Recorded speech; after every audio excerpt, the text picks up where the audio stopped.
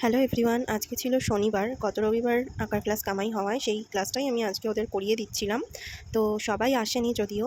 আর আমি প্রত্যেক মাসের 1 তারিখে আমার ওয়েটটা মাপাই, তো দেখছি অনেকটাই বেড়ে গেছে। তারপরে কালকে ইনভিটেশনের কিছু খাবার ছিল, সেগুলোই আমি টিফিন করে ড্রয়িং ক্লাসে করাতে বেরিয়ে পড়লাম। প্রথমে জিশানকে আঁকিয়ে তারপরে ব্যাচে আঁকানো ছিল রাধিকাদের বাড়ি, তো ওদেরকে আঁকানোর পরে আমি বাড়ি চলে আসি। আর এই পুচকিটা প্রচুর দুষ্টু, ওকে সামলাতে প্রচুর সমস্যা। যাই হোক, দুপুরে এসে দুপুরের খাবার সেরে একটু বিশ্রাম নেওয়ার পরে ভাই এসেছিল কাকিমার কিছু জামা সেলাই করাতে।